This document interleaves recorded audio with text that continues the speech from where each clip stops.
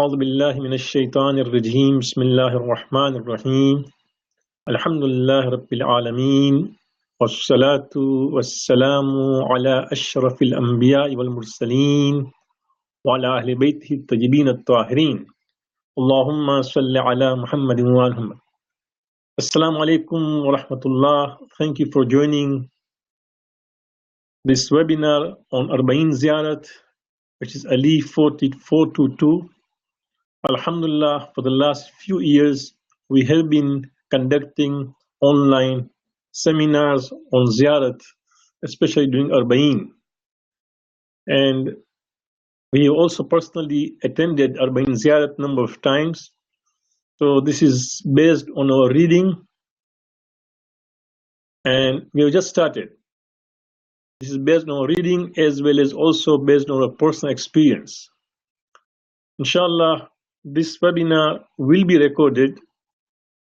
So in case if you would like to take the recording with you as you are going for travel, you are most welcome to download. Within a day or two from today, it will be posted on our site academyofislam.com/ali422. You just go to academyofislam.com/ali422. You'll have the entire slides as well as the recording. You are most welcome to share it with others. So this will be, inshallah, what we are going to plan. As we said, that we'll discuss about the fadilat of the ziyarat, the adab, some of the adab of ziyarat, of going to these different places. Our focus will be, of course, on how to get connected with the holy souls, the aimma which we visit and the shuhada we visit, and some of the adab which are required as we go for the ziyarat. Especially, of course, we'll discuss about the fiqh issues. People who travel, for example, from North America or from Europe, as they travel all the way to Najaf or perhaps Baghdad, and they have a long flight, and sometimes they have to say their prayers on board. So discuss even about those issues. About the very many hadiths regarding visiting Imam Hussein Islam, we will not discuss because these are found all over the internet, and also there are special books regarding that. We'll try to cover certain issues which are not usually covered in these books or in the places. But of course, feel free to ask questions in the last 15 minutes, or even later on you can email us if you, for example, you do not have the answers immediately for you. Inshallah. So let's begin the slide. Inshallah, I hope that all of you are planning to go for Ziyarat this year. Anybody here who is not going for Ziyarat this year and still attending the webinar? I believe all of you are going for Ziyarat, right? So that's good. I don't see anybody saying no. So assuming that yes, indeed, you have come here because you are going for Ziyarat. No, okay, one of you at least says no. That's fine. Even then, you're welcome. You can still be part of us. And I think many of you also have been to Ziyarat a number of times. I believe that, no. Are there first timers here? Those who are attending, anybody first timer going for Ziyarat this year? Those who are first timer, yes, 1, 2, 3, yeah, okay. Inshallah, first time, 4, 5. So about 4 to 5 people from those who attended today are the first timers. So inshallah, even those who have been to Ziyarat, I can assure you that you will find this webinar useful, because as we said earlier, that we are drawing it not just from the books, but also based on a personal experience. So let's begin. Brothers and sisters, it is very important that as you go for Ziyarat or Hajj, whether it's Arbain Ziyarat, whether it's Ashura Ziyarat, whether it is Ziyarat during Arafat, or you go to Medina, for example, in all these cases, what's important is what is found in ayat number 197 of Surah Al-Baqarah. This phrase comes within the discussion on Hajj, whereby Allah, after just discussing that Hajj is wajib and during certain months during the year Hajj should be performed, and He says, وَمَا تَفْعَلُ مِنْ خَيْرٍ يَعْلَمْهُ اللَّهُ وَتَزَوَّدُوا فَإِنَّ خَيْرَ الزَّادِ التَّقْوَى وَاتَّقُونِ يَا أُولِي الْأَلْبَابِ. Right? Allah says, وَمَا تَفْعَلُ مِنْ خَيْرٍ يَعْلَمْهُ اللَّهُ. Whatever good you do, Allah is fully aware of that. And of course, you and I know this thing, right? We know fully that, in fact, every day in the Fajr prayers, after Fajr prayers, we say, وَفَوِّضْ أَمْرِي إِلَى اللَّهِ إِنَّ اللَّهَ بَصِيرٌ بِالْعِبَادِ. Right? In the dua we say, Bismillah billah tawakkaltu ala Allah. وَفَوِّضْ أَمْرِي إِلَى اللَّهِ, that I just hand over my affairs to those, to Allah subhanahu wa ta'ala. In Allah, no, because Allah is watchful over human being. In any case, so we know about that, but this is a reminder that as we are traveling towards Ziyarat trip, sometimes on account of number of people, sometimes on account of that you have just been wowed at what you are saying, and sometimes on account of you are mesmerized around the environment, sometimes a person becomes oblivion. For a moment, he forgets that no, Allah is aware and is watchful of everything what we do. So Allah says, وَمَا تَفْعَلُ مِنْ خَيْرٍ يَعْلَمْهُ اللَّهُ. Any good you do. And the interesting thing is that there is no question of doing bad. You can see, as we are now progressing, as we are proceeding for Ziyarat trips, the question of doing something bad, something haram, something evil doesn't even arise. So Allah doesn't even talk. Allah doesn't say, وَمَا تَفْعَلُ. He says, وَمَا تَفْعَلُ مِنْ خَيْرٍ. Whatever good you do, what is expected is nothing but good. Because the fact that it is not a wajib ziyarat, maybe only some of you who might have done nazar. If you have not done nazar, then this ziyarat of Arbain is mustahab, is not wajib. So the fact that you are leaving your no sound, can the rest of you hear? Yes, okay. So anybody who has a problem, please, technically what you have to do is that you have to just exit and start again. There is some inherent problem within your laptop. So since the rest of us can hear, we'll continue, and this is being recorded. So if you find any kind of technical problems, what we advise you is that just log off and just log in again. Now that may resolve, inshallah. So let's continue. That it's very important that this is a mustahab ziyarat.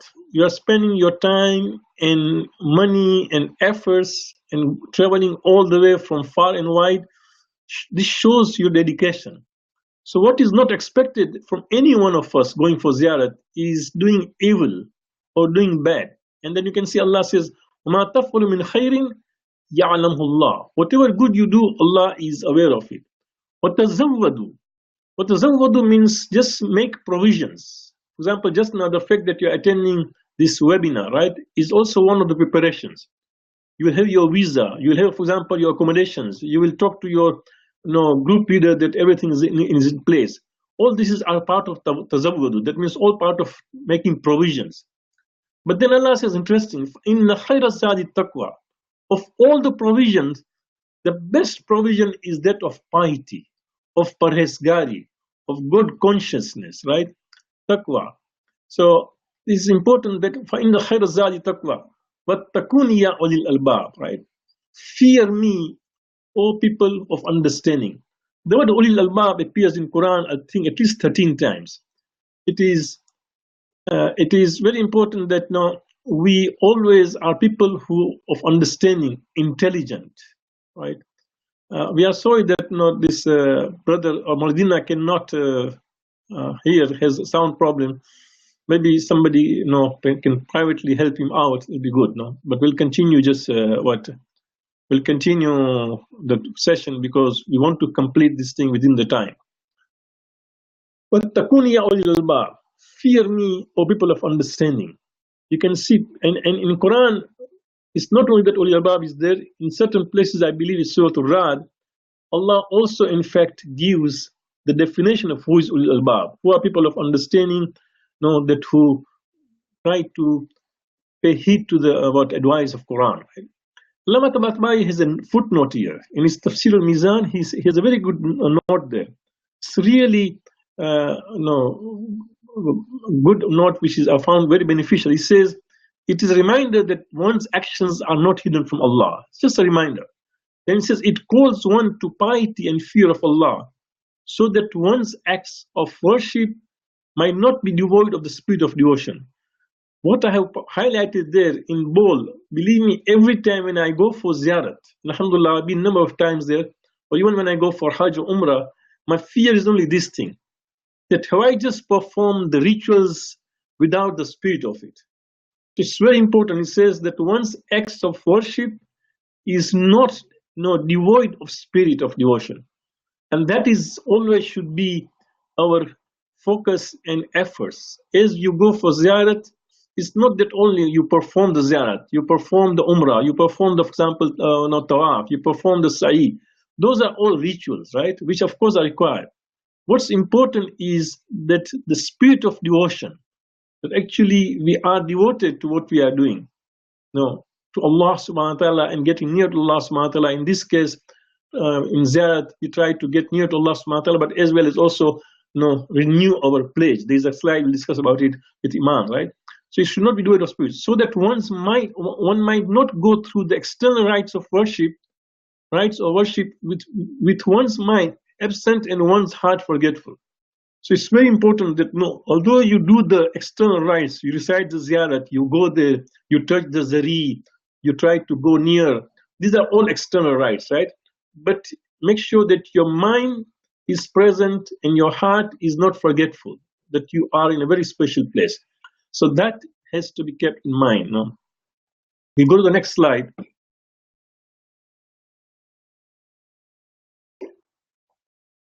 As far as the Ziyarat of Arbain is concerned, there is a clear indication, there is a clear hadith from the Imam, whereby he says that it is the sign of a believer.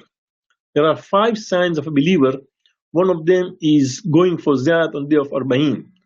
So this is what, in fact, just a moment now. Assalamu alaikum. Yeah, I'm confirmed. Yeah, no, I'm just a moment. I'm giving this about webinar. I want to myself in a lecture. So somebody has to help, Let me talk to somebody because other people can hear it. The rest of the people can hear it. Yeah, exactly. Yeah. Okay, thank you. Sorry for that. There was a call from one of the attendants who could not benefit them. Let's continue. ورد في الكتب المعتبرة الإمام حسن عسكري الإسلام. What is stucking? Is it the voice is stucking? Is it clear with the rest of you? Can you hear me? Yes, thank you. Thank you.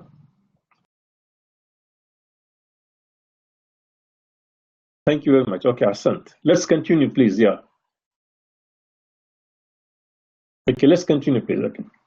So, ورد في الكتب المعتبرة Imam Hasanayn Islam. Now, that means the books which are reliable have recorded from 11th Imam, saying that Alamatul Mu'min Khamsun, the signs of believer are 5.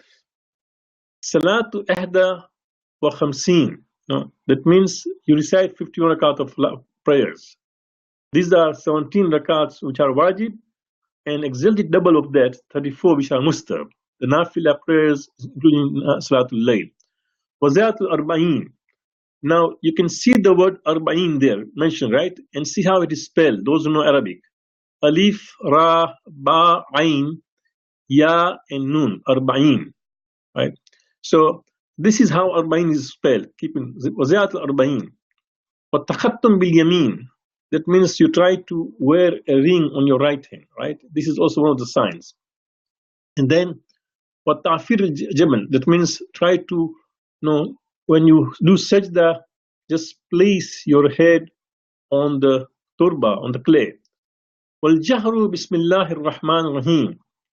And then just say Bismillah ar-Rahman loudly. When you say Bismillah ar-Rahman rahim, try to say it loudly, whether it is wajib prayers, musta prayers, whether it is fajr prayers, whether it is zohar, asr, throughout. Saying of Bismillah with a loud voice is sign of a believer.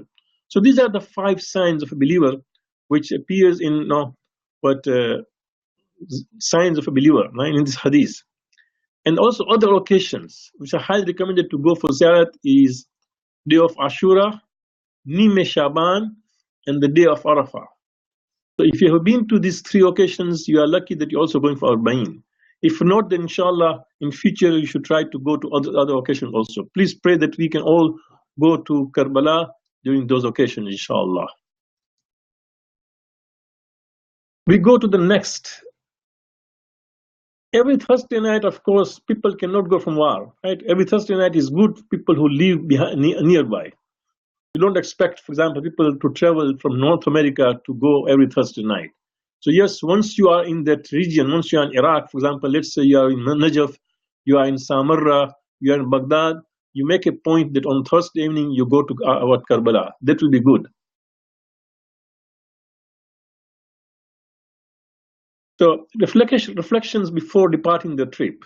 These are some of the reflections, please keep in mind. The knowledge about the person. So if you are going to Iraq, there are 6 imams buried there, right? The first imam, the third imam, and then of course the 7th imam, the 9th imam, the 10th imam, and the 11th imam. So these 6 imams are buried there. Besides that, there are shuhada of Karbala. Besides that, there are other also great scholars also are buried there. So it is important that you have the marifah of that person you are visiting.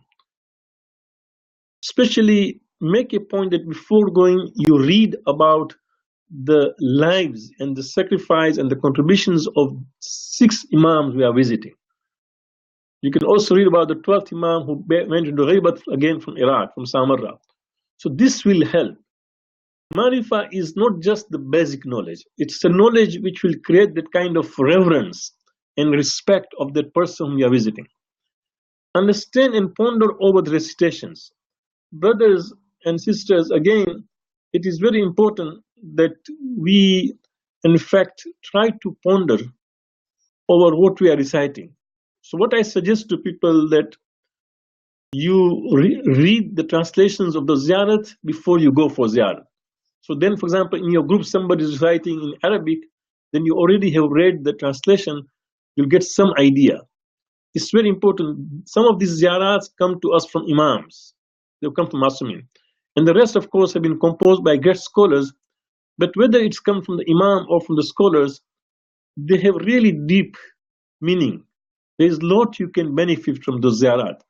In fact, sometimes you come to know about the imam or about the lady whom you are visiting, for example, Zainab. You come to know about her so much in ziyarat and her position that it is mind-boggling. So it's important that you understand and ponder over the recitations, right? Then, of course, what if you were to visit them during their lifetime? Ask this question yourself, that if Imam Hussein was living just now, if Abbas al-Islam was living now, and you would be visiting him, how would be your reaction? How would be your adab? How would be your etiquette, right? Don't forget the same kind of attitude we need to present in the presence of these imams. Although physically they are not there, but because they become shaheed, and Quran is a witness, Quran says, don't consider those who have died in the way of Allah subhanahu wa ta'ala as dead. They are they are living with Allah and actually being provided provision, right? Yurzakun, continuously. So present yourself, have an attitude as if Imam is there. You are visiting Imam, although you cannot see him, but he can see you, he can listen to you, he can hear you. Every salam you say, Assalamu alayka ya Aba Abdullah, they response for you also. You receive a response from the Imam, wa alaykum salam, or Ali, or Hassan, or Fatima, or Sakina. No, Imam also responds to that. No? Total humility and reverence as you near the haram places. This is very important. I always notice as I've gone to Ziyarat with many brothers and sisters, as we are getting near, people are just chatting and talking. So many distractions are there. Forget about those things. But try to be very much humble. Try to have inkisari and reverence, because you are nearing to that Imam. As I told that, although you cannot see him, he can listen to you, his ruh can see you, you are visiting. So it is important that have humility and reverence. Everything else we can discuss later on. Small things, for example, okay, Did you bring this thing? Did you not bring this thing? You tell for the companion, did you take your key to the hotel? Those things can be done later on, right? As you are nearing, forget about those things. Just have total humility, reverence, and I can tell you one thing. If you do that, you'll find that then your heart will be filled with that kind of reverence, and you will feel like crying. Then you'll realize that no, this is it, and that's very important. The change should be there. That we are not visiting anybody else. We are visiting Aimma. We are visiting the Ahlul Bayt, and you know better, of course, through all these majalis which we hear, their position, right? Their status. Every day, as we say in namaz, اهدنا الصراط المستقيم صراط الذين أنعمت عليهم. Oh Allah, guide us keep us on the right path, right Sirat Mustaqim, the path of those on whom you have blessed with your ni'mat. There cannot be better than Ahlul Bayt who are on those paths, right? There are many people, other people also there, but Ahlul Bayt are the best examples. So they're most revered. Keep that in mind. So have that reverence and humility. Renewal of the pledge to the Imam. As you are visiting Amirul Mu'mineen Najaf, as you are visiting Imam Hussein Islam in Karbala, as you are visiting Hazrat Abbas Islam in Karbala, as you visit Imam Al-Kazim Islam in Kassamali, right? You are just renewing your pledge. It's as if, for example, you are saying to the Imam, here I am, I'm extending my hand, and you, if your hand was there, I would put my hand in your hand and say, oh Allah, I renew oh Imam, I renew my bayat. I am your Shia, and here I am. So at every visit is a renewal of the pledge of the bayat. It doesn't matter if you have been to Ziyarat every year or so many times before. Okay, so a renewal of the pledge. How can I change on account of this trip? Brothers and sisters, this question should be there as a top. That always try to see that how can I change, right, on my trip? Try to find means. Just look at others. Look at people, how you can see how simple they are, how devoted they are, right? What love of Ahlul Bayt are they? Talk to them and just say to Allah that, Ya Allah, I wish I can be like this person. Because our Imams, came centuries before, so we cannot see them. Now, perhaps people like, Mujtahid or Awliya of Allah, or some people who are devoted, when you look at them and we seek inspiration from them. So always there'll always be people, honestly, you'll be surprised that, just around you, there'll be people who will be, who will be able to help you, inspire you. And that should be the case, that how can I change? How can I get inspired through this trip? You go to the next slide, which is now slide number 5. Ensure that we do not delay or miss our salat. Brothers, it's very important that we should try to make sure that as you are traveling, as I said earlier, that this is not a wajib trip. This is a mustahab trip, right? It's not wajib. So, but sometimes people take their chances. They say, okay, we are going for Ziyarat, which has so many sawab, so much reward. It is okay if I miss my salat. It's okay if I delay my salat. No, that should not be the case, right? That should not happen at all. Make sure that you don't miss your salat.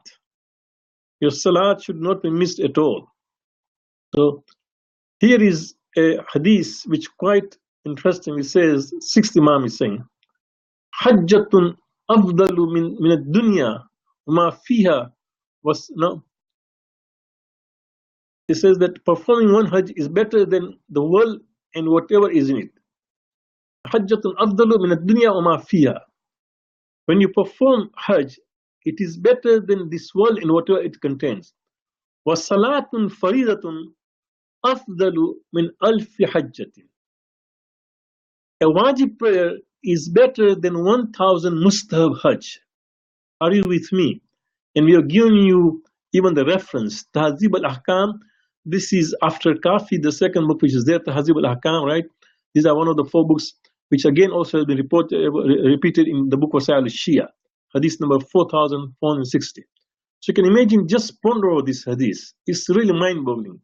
It says, Hajjatun afdalu min ad-dunya wa ma fiha. A Hajj is better than, performing Hajj is better than the world and whatever is contained in it. And this says, وَصَلَاتٌ فَرِيدَةٌ أَفْضَلُ مِنْ أَلْفِ حَجَّةٍ. And a wajib prayer is better than 1,000 mustahab Hajj. Imagine how much important it is, right? So make sure that you don't miss your salat. Make sure that you don't make your salat qada. Whatever the circumstances are there, prepare yourself well. The whole thing is, when you prepare yourself in advance, this will not happen. Okay, so try to make it known. This is also, in fact, in the previous slide, you can see there is a link there, URL link. Some people, when they were going for ziyarat, they went to Ayatollah Sistani. May Allah give him long life and good health, that he continues to guide us. They went to him and said that, Agha, we are going for ziyarat, and can you give us fatherly advice? Subhanallah, these youths, they didn't go to Agha and said, give us advice. They said, Agha, give us fatherly advice, right? And it's a beautiful document. I advise all of you to read that, because we have given the full link here. But within from that advice, see what he has to say.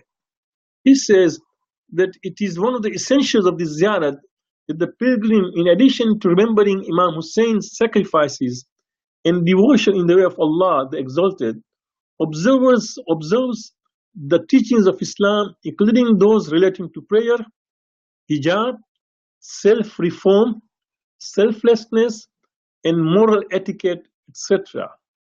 You can see how much Agha is emphasized. That yes, you are going to Arbain Ziyarat. You are going to remember Imam Hussein Islam, show your respect and reverence to him, right? But he says, don't overlook all the rules regarding prayers, regarding hijab. Sisters, I'm not want to hear lecture you, but as you are going there, make sure that this is taken care. Self-reform. How can I reform myself? Selflessness. People are so selfish sometimes. They just want to see their own convenience, right? As they are going for ziyarat, how can I see my convenience in a room? If sometimes you go with a group, and if your leader asks you which room you would like, right? Just say anyone. And after that also, don't just rush there and try to get the best place. Honestly, deliberately find an excuse. Just say, for example, I want to go to the washroom, right? Let other people, let other roommates take their rooms, their beds in that room. You go the last one. Don't worry. They gave you you go to, for example, bed near for example, air conditioner, right? Or near the entrance, whatever it is. Just say Alhamdulillah. You know what has happened? You have given a better place to other Zahir. Who Zahir? The Zahir from Imam Hussein Islam. Do you see this thing? How many days you are going to be there? 1 day, 2 days, 3 days, 5 days? So what? Take that as a sacrifice. So try to be selfless. It's very important. I really sometimes so much am surprised to see people who, with all the educations and degrees, try to overlook certain basic etiquettes and adab of ziyarat. Forgetting that other people who are with you are fellow zawar of Imam Hussein Islam, right? So try to do this thing. Take your place, the last of that, right? And then Agha says moral etiquettes, adab, right? So that his ziyarat may be a step towards developing and training the soul for accepting these and consolidating these effects until the next pilgrimage. So Agha says that this should make you such a person that it can prepare until you go next time again. So this ziyarat is supposed to reform you, right? Then Agha says, fear Allah in relation to your prayers. As stated in the hadith, it is the pillar of your religion and the ascension of the believer. That means the mirage of believer, right? If it is accepted, all other acts are accepted. As the hadith says, in kubilat, kubila ma siwaha. In ruddat, rudda ma siwaha. If prayer is accepted, then other deeds are accepted. If prayer is rejected, other deeds are also rejected, right? So it is important. Allah is reminding us, it is befitting for believers to offer their prayers on time, because Allah loves those who rush to prayer as soon as they hear the call for the prayer. As soon as azan is given, or as soon as the time enters, you rush towards the prayers. Allah says it is not appropriate for a believer to engage in any other acts of worship in the prime time for prayers, because prayer is the best form of obedience to Allah subhanahu wa ta'ala. Allah says not doing any haram thing, even any other act, whether it is azan, whether we are listening to majlis, whether we are listening to a lecture, whether anything, no. Even sometimes the volunteers, no, they think that no, they have got, for example, a license to say their prayers later on. No. Only if your presence is required at that time, such that if you move away from there, then maybe things will get bad. Otherwise, no. Just leave aside and say your prayers. No, everybody else, right? It's very important that you do that. In fact, the volunteers can say to the Imam, wait for 2-3 minutes, because we are getting everything get ready. Let's start the namaz 2-3 minutes late, but let's do together. But nothing can come in the way. The moment the prayers, and then it says, Allah says, it is appropriate. No, he says it has been narrated from the hadith of Ahlul Bayt, alayhim salam, our intercession will not be won by that person who depreciates or undervalues the prayer, right? In fact, this hadith is from the 6th Imam, at the time when he was now in his last moment. As long as he was about to die, he called all his family members, and then, of course, he advises them. Of all the things he says, do not take your prayers lightly. Anybody who takes his prayers lightly would not receive our shafa'at. It's a very serious thing. Brothers and sisters, you go all the way from ziyarat to have the shafa'at of the imam, right? But the very imam you are visiting him will not give you his shafa'at just because you've taken salat lightly. So it is important that we do this thing. And then we continue. We'll answer the question, inshallah. I will pause and then inshallah ask the question, because let's wait until the answer. We continue. And then Allah says that we must know that if we act as per the advice of the Aimma, it is hoped that we shall be resurrected along with their friends, because it has been narrated by Imam al-Islam in Battle of Jamal. He said, today we are accompanied by those who are still in the loins of their fathers and uteruses of their mothers. It is important. In the Battle of Jamal, when Imam al-Islam and his companions, when they won over the battle, one of the Shias came to Imam and said, I wish my brother was there. So Imam said, is he a Shia? He said, he's a Shia. He's your devotee. He'll be so pleased to see what has happened. Imam said, don't worry, right? We are accompanied by those who are still in the loins of their father. Not only your brother who is just now, who is living but is not with us here in Jamal. Imam says, all the Shias who are still to be born, they are in the loins of their mothers and uterus of their mothers, and the loins of their fathers and uterus of their mothers, even they are with us here in the Battle of Jamal, Imam says. Are you with me? So it is important that we, in fact, keep this in mind. I will answer the questions, if you don't mind, later on. We have kept the last 15 minutes for question answers, so I'll try to answer them. Let's continue. We go to slide number 7. This is a hadith which gives us an idea, one of the main purpose of the ziyarat. And keep this in mind. Hassan bin Ali al-Washa reports that he heard from the 8th Imam al-Islam. He said, for every Imam, there is a covenant on the neck of his friends and followers. You see, it says, Inna li kulli imamin ahdan fi unuki awliyai wa shiyati. So we are the Shias of Imam. We are the friends of Imam, right?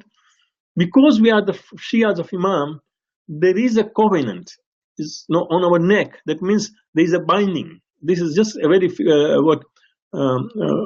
metaphorical way of saying that there is some kind of binding on our neck with the Imam.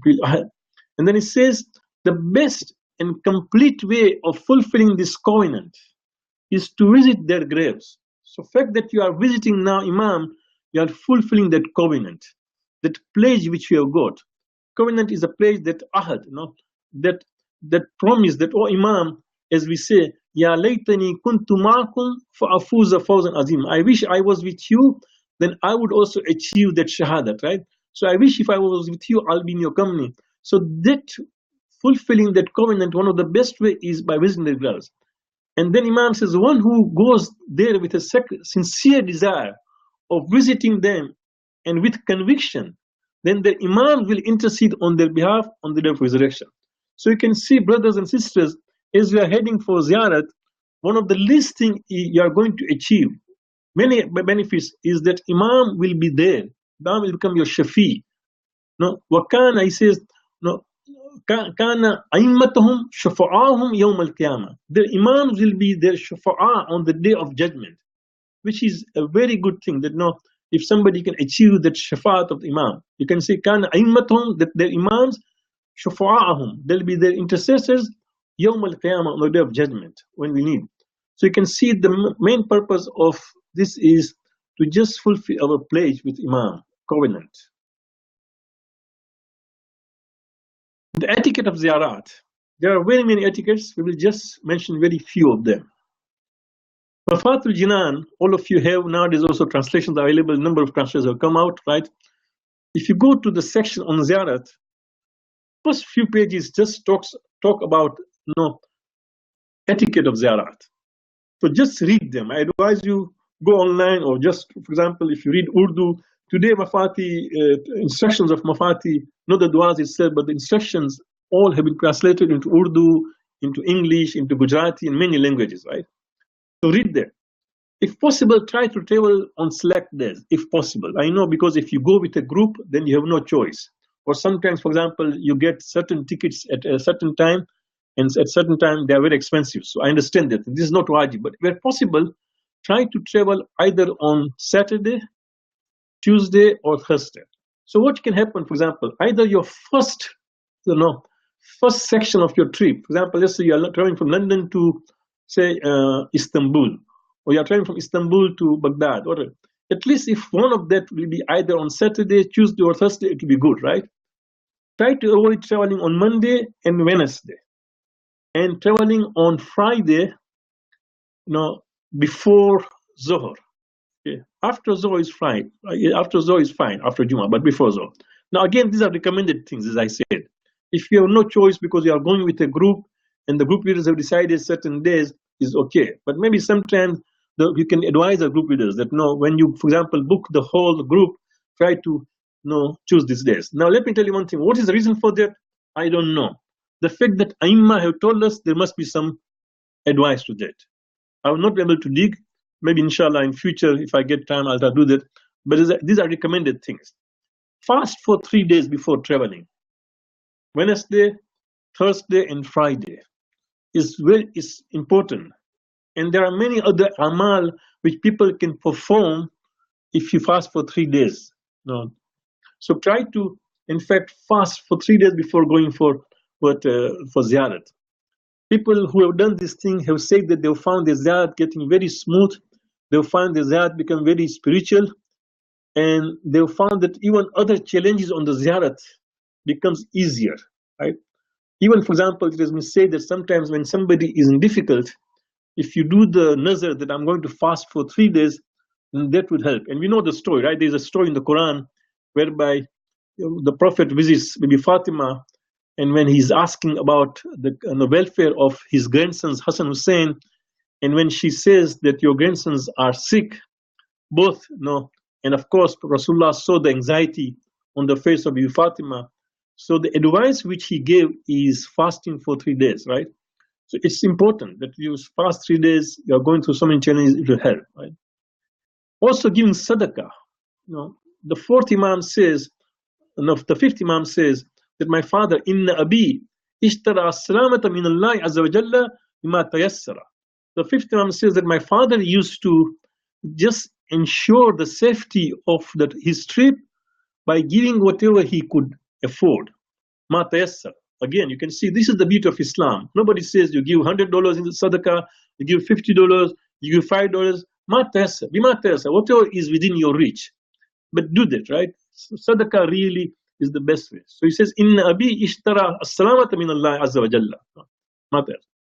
There are a number of du'as recommended, right?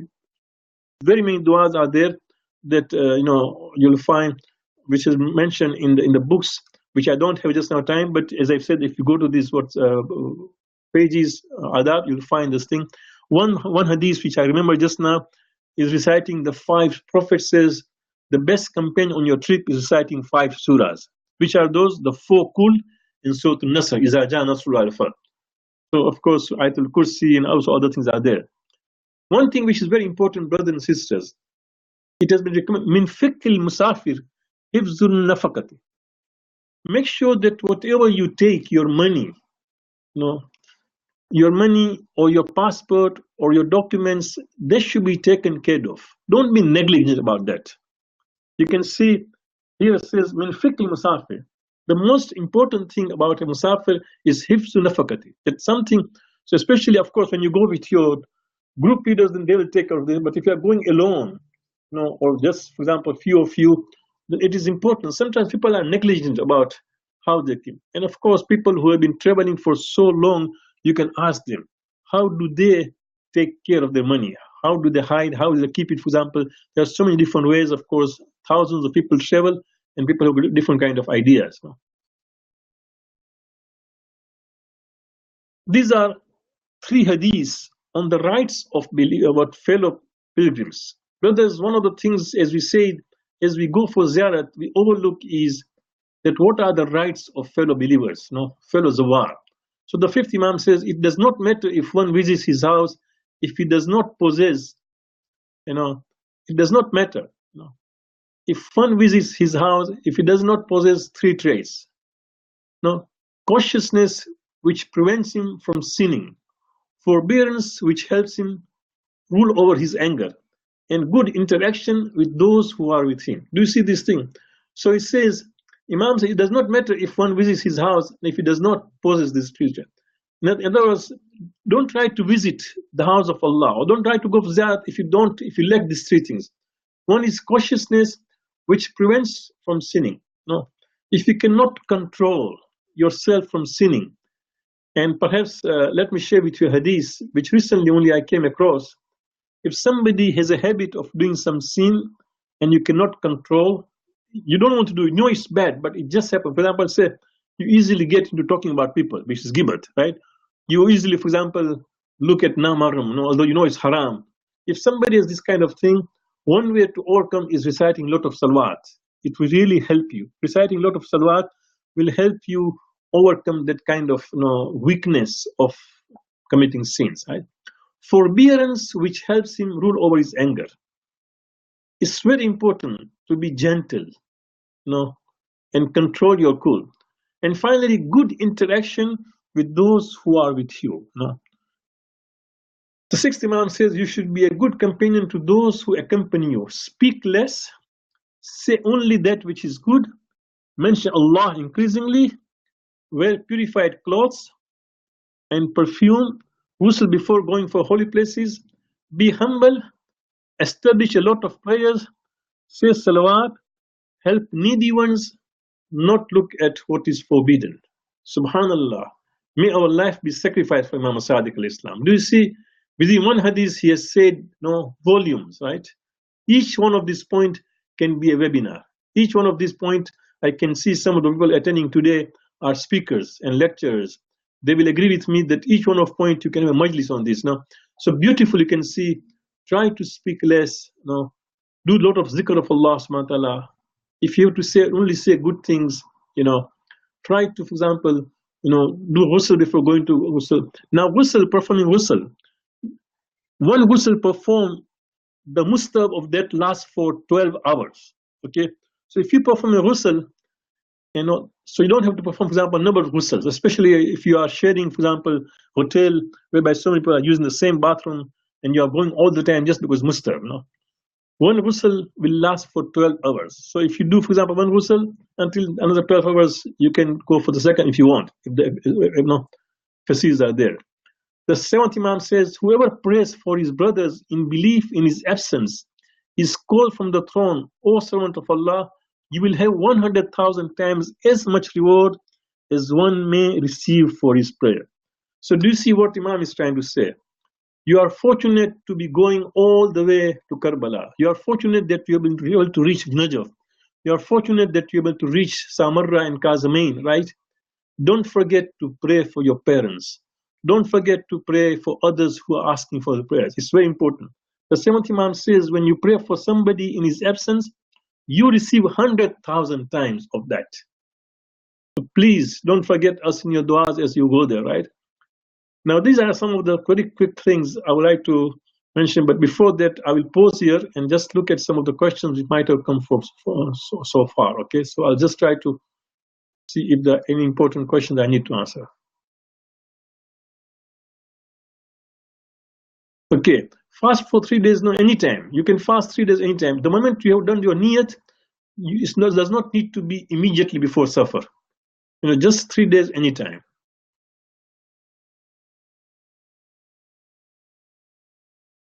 Okay, the most of the comments I find are about technical problems. I'm glad that others are trying to help others, yeah.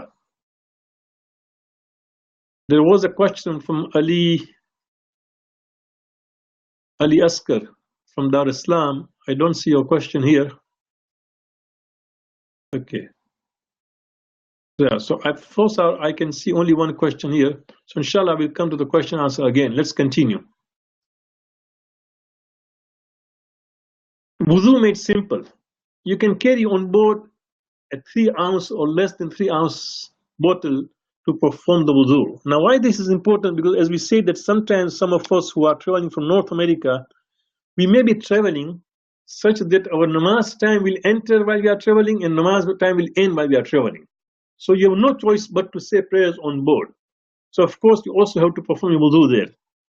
So what do you do? Of course you can perform your wudu in the washrooms which are there, but sometimes you can even perform wudu while sitting. How many days? Let me just check your question again, just a moment.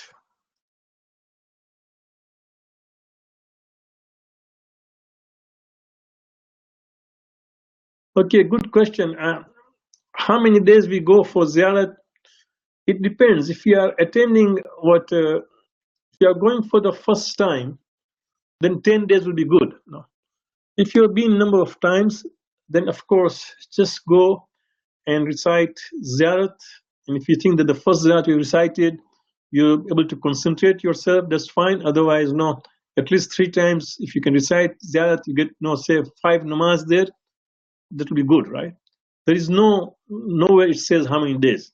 But if you are going for the first time, then I always said, try to take time. Give yourself 10 days altogether for ziyarat, in Iraq, at least. Okay, let's continue. So you can carry a 3 ounce bottle, this spray bottle, and then you can perform wudu while sitting there, while you're sitting just on your chair, on your seat. Ensure that you spray enough water. When you are putting water, for example, on your face or your hand, you are spraying enough water until the water starts, you can see the drops, right, falling. Because for wudu, we are supposed to wash the face. We are supposed to wash the hands. It should not be so less that you end up just doing masa. No. The water should be dripping, so there should be enough water. Washing should be done different from wiping. No, so this is washing. It should be it's not like wiping. So when you put water, for example, you are washing, right? Use bathrooms for wudu or spray bottles when traveling by plane, trains, or coaches. You can use bathrooms if you want, of course, there's nothing wrong in it.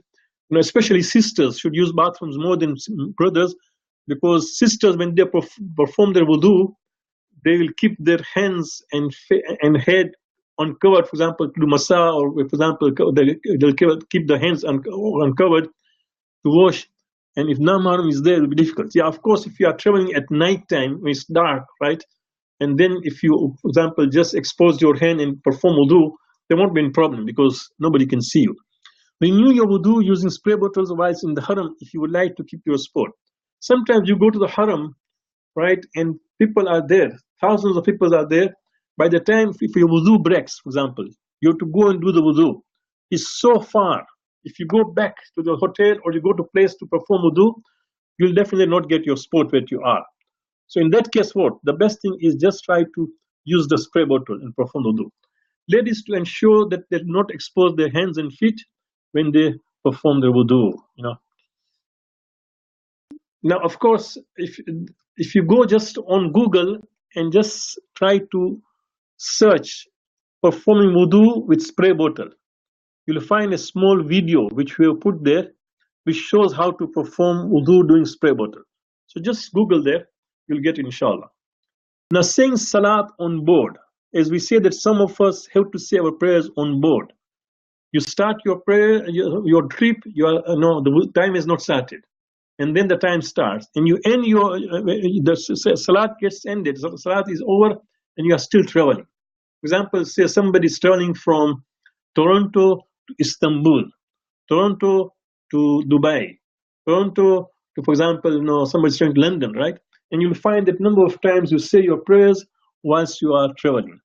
If you are scheduled to arrive at your destination early enough to go through security, say you do your wudu, you try to determine Qibla and find suitable place to say your prayers, then you are allowed to say your prayers at the destination, provided you don't make it qaza. So keep this. The first masala is that you are traveling, but you will reach, for example, Najaf, you will reach Istanbul, you will reach, for example, Dubai or Baghdad. There is enough time for you to get down, go through the security, perform your wudu, try to find the Qibla, and find a place for salat. If there is enough time, you are confident, then you can delay your prayers until you reach your destination and say your prayers. It's okay. However, let's say that if the time of namaz enters, although you are sure that you are going to reach your destination on time, but the time of namaz enters while you are traveling, while you are on board, can you say your prayers? The answer is yes, you can say your prayers. And if you say your prayers on board, that is enough. You don't need to repeat, right? Say qasr salat on board, except if you are serious suffer. So the moment you are traveling, usually, we are asked not to stand up or, for example, go or stand up from your seat until that time that the plane is on board and already far, right? Then there'll be, for example, sign that now you can remove your remove your belt. So at that time, of course, by that time it is okay. We will answer your question, inshallah. What you do is that by that time you're already out of Hadith Rakhus. By the time, for example, those lights says that okay, now you can remove your belt, seat belt. By that time you're already out of the city, so you will say Qasr Namaz. Okay. Except, for example, if you're a frequent traveler. When traveling, it is advisable to maintain tahara of your body and clothes till at least the prayer time. So it is important, for example, let's say that as you are traveling, the namaz time is going to enter, right? Make sure that your clothes and your body is parked. Otherwise, it will be very, very difficult to make it park on board, right? For those who can retain their wudu for longer time, it is able to perform the wudu at your place of departure. Let's say, for example, that you don't have a habit of, you can keep your wudu for long, mashallah. Young people can do sometimes, right? In that case, just do your wudu as you are departing and then maintain your wudu until namaz time comes. This will be easier. We go to the next slide. Point number 3, ensure that the prayer time has begun before you say your prayers. Use of the app, Halal Trip. Just try to download the Trip, app which is known as, go to Halal Trip and download that app on your iPhone, on your Android phone. It is very helpful in finding the prayer times when flying. Alternatively, you also have the information on local sunrise and sunset timings when you are traveling, then you know. But this app is the best thing. But sometimes you won't get it. Sometimes this app is not up to date. So just make sure that you have the information. Once you have this app, they'll ask you your departure time and your flight number, where you're going. Accordingly, they'll tell you the direction of Qibla and also the time. So the time they give you, for example, of Maghrib, make sure that you wait 15 minutes at least, because this is a Sunni time. The time they give you for Fajr prayers, the time they give you, for example, for Zohar prayers, it's advisable that you wait for 5-10 minutes until that time that you are sure namaz time is entered. Right? Face completely towards Qibla direction when saying Takbir Ihram. So only when you are saying Takbiratul Ihram. Now, mind it, some flights, flights have the place to say your prayers. There's a place, for example, in Saudi Airlines, I think in Emirates Airlines, some of the airlines have a place whereby you can go, but some of the airlines don't allow you. In that case, what you do when you say Takbiratul Ihram, at that time stand up if possible and face towards Qibla completely and say Allah Akbar. Then just sit on your seat. Even when you are sitting is not towards Qibla, don't worry. Okay? And then just say your prayers with ishara. That means, for example, sitting straight is qiyam, slightly bending your head is ruku, then bending more is sajda. And between that is, for example, sitting, right? So you can do this with ishara. That is how the prayers are said. Okay? So this is, but make sure that you say your prayers. Once you follow these rules of prayers with Qibla and wudu and everything, your prayer is okay. You don't need to repeat your prayers once you reach your destination. That prayer is okay. We go to the next slide. Inshallah, I will answer because we have time for answering question. Where possible, observe all qiyam, standing, ruku, sajda, and qu'ud position required in salat. Yeah. If you, for example, let's say you got an exit row, right, whereby you are sitting with somebody who's not a Muslim, but tell him or her that I'm saying my prayers. Please excuse me for 4 or 5 minutes. And there's enough room for you to stand. There's enough room for you to do ruku. There's enough room for you to do qiyam. So if that is possible, you can do that. But otherwise, no. Many scholars, including Maulana Sayyid Ahmad Rizvi, who is resident Ali of Toronto, he says that the best thing is if there is no place for prayers in your destined places of prayers on your airline, then the best thing is say your prayers on your seat. That's enough. Especially in this day and age of Islamophobia, we should be careful, right? So just say your position. This can be done in the exit rows or in the designated prayers places in some Muslim flag. For example, Iran Air, Saudi Airlines. Otherwise, after rising and facing towards Qibla, during Takbiratul Ihram, say your prayers on the assigned seats.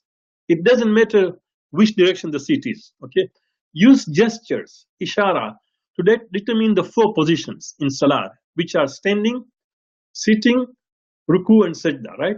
So, for example, we say that sitting straight is in lieu of qiyam. When you sit straight completely is in lieu of qiyam. Slight tilting means sitting. Bending for ruku, that means you bend your head, for example, that will be ruku. Further bending your head or your body will be sajda. So do you see this thing? There is no specific rule. Just yourself make 4 positions. Those 4 positions, one position will be in lieu of standing, another position is lieu of sitting, another position is lieu of ruku, another position is in place of sajda. So that is saying prayers in ishara.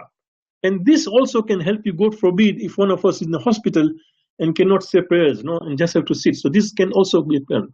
Note there's a difference of opinion between scholars on whether one should say the prayers in the aisles, washrooms, or serving corners and sections of the plane, or confine the saying prayers on the same. Yeah, let me tell you one thing. Not all scholars agree with this thing. Some scholars say it is so important to say your prayers, even if you have to say prayers, do see it on the in the aisles, or say your prayers in the washroom. Some people believe that, some scholars, but this is their opinion. Maulana Rizvi and myself, we believe that if you just follow the rules of Qibla during the Ihram, if you're doing your wudu, you can say your prayers while sitting on your seat. It is essential, try to check with a scholar what they advise you. It is essential that a Muslim does not face unnecessary harassments or profiling by airline crew or security officers. This is important. Our izzat is also important, brothers and sisters. Don't try to be, extreme person. Let not people think that you are an extremist and just want to say prayers at any expense. Yes, we want to say prayers at any expense, but not at the expense that, for example, you put yourself and your life and your family in trouble. For example, they ask you to get down from the plane, they check you unnecessary, they delay the flight, everything. Don't go through those kind of things. They humiliate you. No, your dignity, your respect also is important. Okay? Saying prayer is a personal devotion between you and Allah. So the fact that you have said prayers following the rules, Allah inshallah will accept it. Now coming to Iraq, since this is Arbain Ziyarat, we'll be going to Iraq. Some basic rules regarding prayers in Iraq itself. One can say a full prayer in the Haram of Imam Hussein Islam, even if you are there less than 10 days. But mind this is only applies to Ha'ir. Ha'ir is a place today. If you ask me what is the Ha'ir, inshallah, those of you who have been to Ziyarat, you know what I'm trying to say. But if you've not been there, where the Zari of Imam Hussein is there, and that room which contains the Zari, that is only Ha'ir. What is Ha'ir? Ha'ir is 25 feet radius around the grave of Imam Hussein. So where the grave of Imam Hussein is there, 25 feet radius of that. So all the rooms and all that extended about Haram, which is huge, right? Courtyard is not high. You will say Qasr Namaz there. Are you with me? It's very important. Okay. If you are not sure, then you say Qasr Namaz. Only when you are sure that this is a higher, or you can ask a mutawalli there. People who are taking care tell them that is this spot part of higher? If he says and you feel confident about his advice, then you can say full namaz. Mind it, when you are less than 10 days, you have a choice of saying full or qasr. It's not must that you say full namaz. There's a choice. You can still say qasr namaz, okay? In Masjid al-Kufa, the entire city of Kufa, you can say complete namaz, even if you are less than 10 days. Masjid al-Kufa, okay? So it's important. In Masjid al-Kufa and the entire city of Kufa. Now it is important when you go with your group, they will take you to Masjid al-Kufa only once. But then later on, if you can go with your friends, of course, inform them, make sure that you are safe. Try to go again there, because one prayer is equal to 1,000 prayers in Masjid al-Kufa. One wajib prayer is equal to one hajj performed with the Prophet. One mustahab prayer is equal to one umrah performed with Holy Prophet in Masjid al-Kufa. The sixth Imam says, if people were to know the fadilat and the merits of saying prayers in Masjid al-Kufa, they would come to the masjid crawling. In other words, even, for example, God forbid, if you cannot walk, you have to crawl, right? You will do that just to reach there. Special prayers of hajat in the middle of the masjid is accepted, no? It's the place where 1,000 prophets and 1,000 of Siyah have prayed. The middle of the masjid, we are told, it is a place where 1,000 prophets have said their prayers, 1,000 wasi, the Siyah of the prophets have said their prayers. In fact, it will be the venue of the prayer for the 12th Imam. When he comes, inshallah, he's going to establish his prayers there in Masjid al-Kufa. Masjid al-Sala also is considered today as part of Masjid al-Kufa, and you can say full prayers. According to the fatwa of Ayatollah Sistani, if you happen to be in Masjid al-Sala, you can say your prayers complete there. We have one more two slides, inshallah, I'll answer the questions. Now this is regarding those who are planning to go walk from Najaf to Karbala. Now, first of all, keep in mind, the distance between Najaf and Karbala is about 86 kilometers. You don't need to walk the entire section. No, you can walk even a few kilometers. If you decide not to walk the entire distance, then my advice is walk the last few kilometers. Because the idea of walking is to show humility. That as you are approaching Imam Hussein Islam, the Haram of Imam Hussein Islam, you are doing humility. So the best thing is the last section should be there. Okay. Know that the background of walking, it is important. People sometimes believe that walking is part of the ziyarat. No. The background to walking is that the Bibi Zainab al-Islam and the caravan were made to walk, right, during their trips so many times. Only sometimes they were on the ride, but sometimes they would be made to walk for long. So our walking is showing that kind of humility that Imam Bibi went through and the caravan went through this kind of thing. We also are walking. Keep that in mind, okay? And it is not a part of ziyarat. It's just part of the adab of ziyarat. It's just etiquette of. Try to travel light during walk. It's very important, as light as possible. Sometimes you feel or you can carry this thing. But what happens after 5 kilometers, after 10 kilometers, you find really that now it's difficult. And what happens? You've got another 60 kilometers to go, and now you say, oh, I want to find a bus. I cannot walk. So on account of not planning well, now you start taking, for example, a ride. No? Either leave on limited means in Karbala, or send your luggage with someone going to Karbala. Because the question is, if I walk lightly, what will happen in Karbala? What do you do? When I went to Karbala, I had only 2 pairs of clothes. And because of the weather, what I'll do, I'll wash my clothes every second day. No, I'll just wash and just dry them and use the same thing. So either you live on limited means, or let somebody take your luggage ahead. But you walk lightly. Don't be concerned about having delicious food and snacks during your walks. I'm so much disturbed to see WhatsApp images coming to me saying that if you go to this mawkib, you'll get fish and chips. If you go to this mawkib, you'll get peri peri. What is this? Are we walking to go and have food? No, it just defeats the purpose. We are making a mockery of this thing. Even people who are spreading this thing, they're not thinking what they're doing, honestly. We are not, that should not be your intention. No, your intention is that, no, you want to go to different mawkibs. Some mawkibs are very important. For example, you'll meet your friends, you'll meet some mu'mineen there, you meet the ulama. Maybe there are question answer sessions there are good majalis there. That should be your intention. That, no, if this mawkib, if I go, there is, for example, good majlis, there's a good lecturer there, right? Or there are good azhar there because of that, no? Or maybe, for example, in some mawkibs there is a medical facility, so you like to, for example, take advice. It is okay. But just for the food, it doesn't make sense, no, to me. Okay. Drink a lot of fluid, and the best drink always is water, brothers and sisters. Essentials is what is essential when you carry with yourself? Underclothes, right? To remain tahir and fresh. Because sometimes people cannot keep, for example, their wuzu, and the clothes become najis. So you have the clothes, for example, to change. Or it is also good to change. For example, also even if your, for example, underclothes are not become najis, but you cannot wear the same thing for the 3 days, right? Because the walking can take 2.5 days to 3 days. So it is important that you also remain fresh. So just carry your underclothes. Tissue paper is very important, brothers and sisters, because what is happening is that there are some of you would like to use the Western toilets. I don't use myself that, but some of you want to use Western toilets. And because Western toilets are being used there, people don't know how to use it. So most of the time it's full of water and everything. So you need tissue to just dry them. This will take care.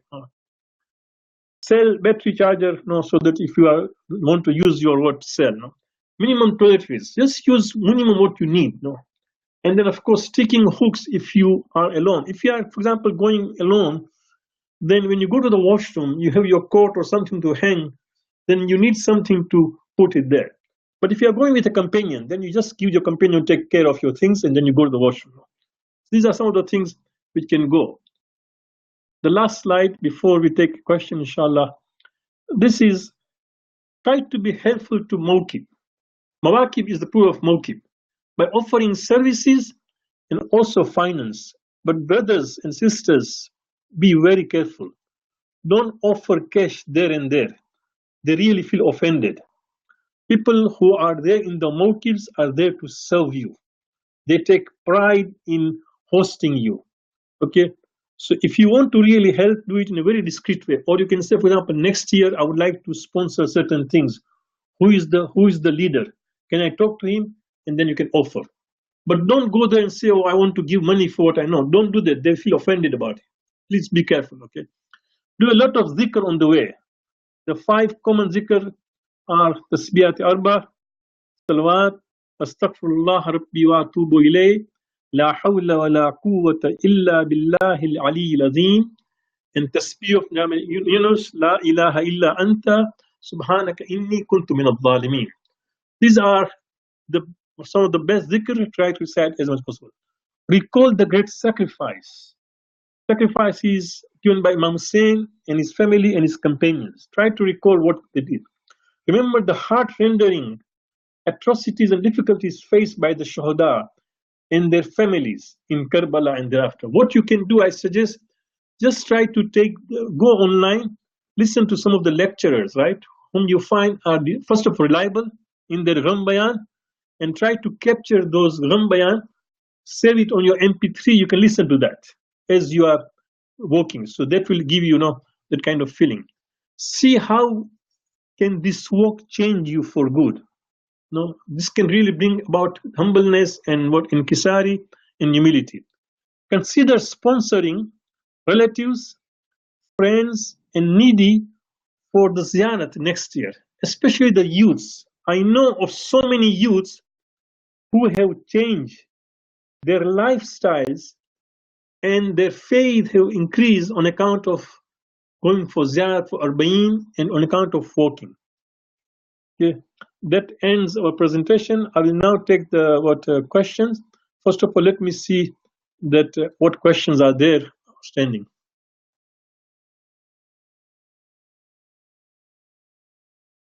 Yes, if you, for example, perform a ziyarat on behalf of your marhumin, it's very good. In fact, you can combine as many names as possible. This is a Mustaf's ziyarat, you can do that. So, for example, your parents, your grandparents, your relatives, you can combine.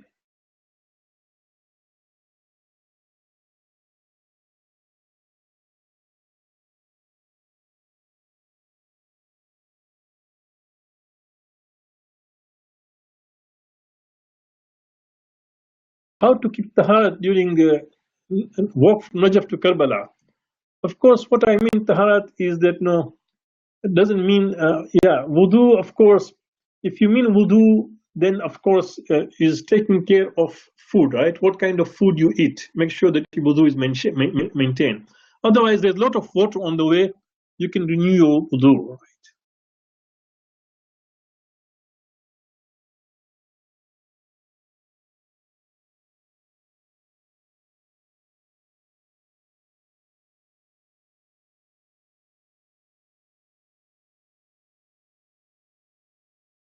No, if you are going to be less than 10 days, you will say Qasr namaz throughout.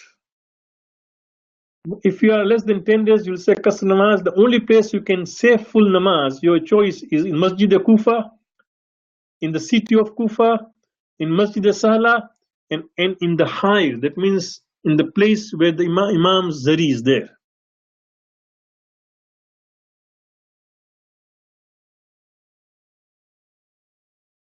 Yes. The question is, if you are walking, should you go immediately to the haram or should you go to the hotel, freshen up and go to the haram? This is a good question. Yes, there is a hadith which says that when you go to the Imam first time, you should be in the state that you are full of dust, right? And the cloth shows that you've gone through that state of walking or travel. So where possible, you can go to the haram directly for the first ziyarat, where possible. If not, there's nothing wrong to go to your residence and then go there. But the best thing would be that if you can go to the haram directly, in that state whereby, for example, your hair is full of dust, your clothes are full of dust, your feet are full of dust.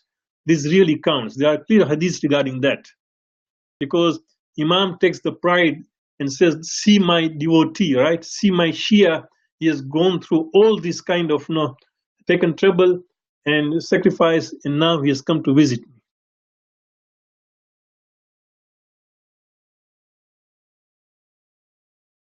In the haram, do you take ziyarat books? There are plenty of ziyarat books there. If you can read Arabic ziyarat, there are plenty of books.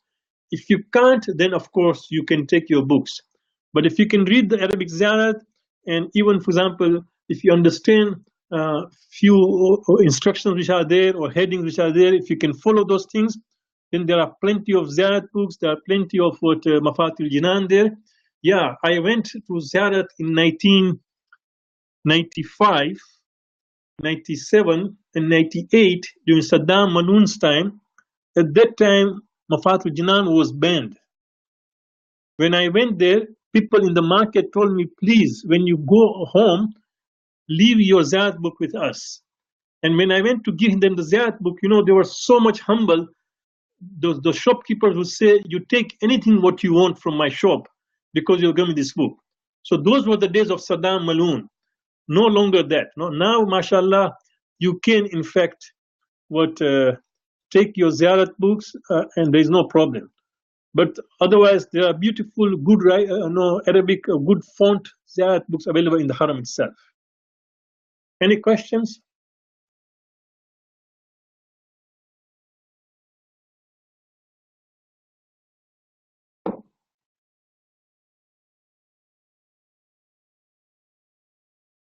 The Ziyarat books are written in Arabic. The instructions are in Farsi and in Arabic.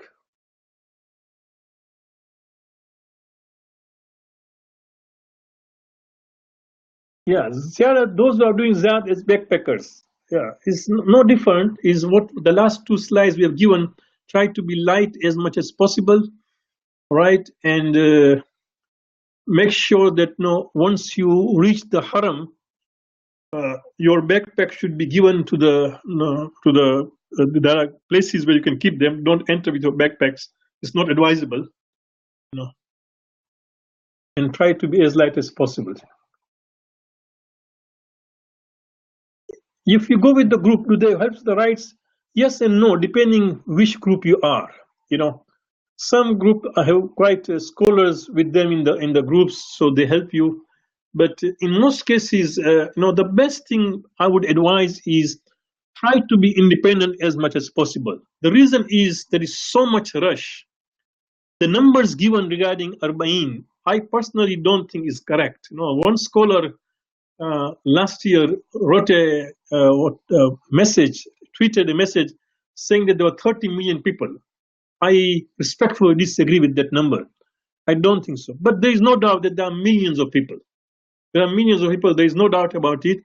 So the best thing is to be independent as much as possible, so that you can do what you want. You can wherever you get the place, you can perform the ziyarat. That's the best thing. There are books which have the longer version of ziyarat, the shorter version of ziyarat. Take both of them. If you find yourself at a place whereby you can stand longer, recite the longer ziyarats. One thing is very important, brothers and sisters. Every time you enter a haram, even if you go for namaz, don't forget to say salam to Imam. Simple, assalamu alayka ya Aba Abdillah.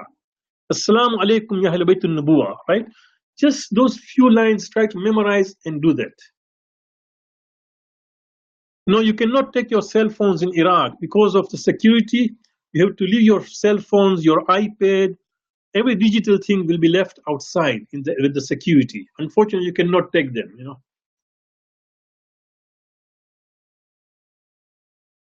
Very good question. Do we go to first Imam Hussein or the Abbas al-Islam? Now, of course, there is a debate. People have been saying both the answers. I personally prefer to go to Imam Hussein Islam and then go to the Abbas Islam, but there is no hard and fast rule.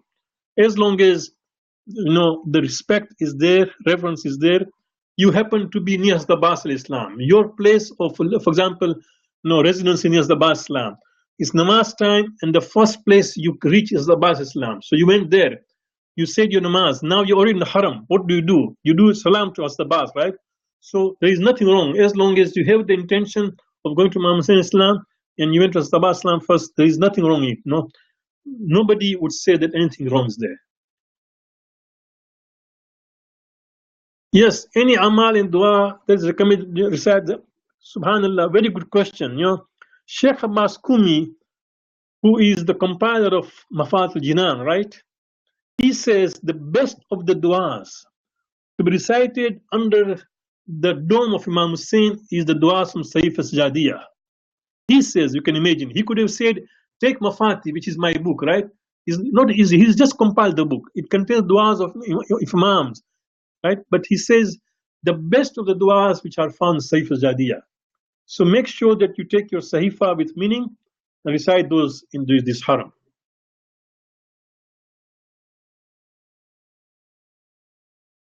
Thank you, Sister Najma, for about dua with transliteration. Any other questions?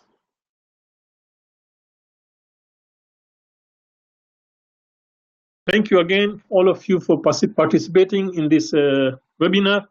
Inshallah, within a day or two, this will be posted on our site. And just you go to academyofislam.com/Ali422 and you'll get this slides and also the recording. If you have any other question later on, you can also email us. Please don't forget us in your du'as. I have been going there for the last few years, but this year I will not be there doing Arbain, so please make sure that you remember us there, inshallah. And give our personal salams to Aimma, you visit there, the holy souls. Thank you again, inshallah.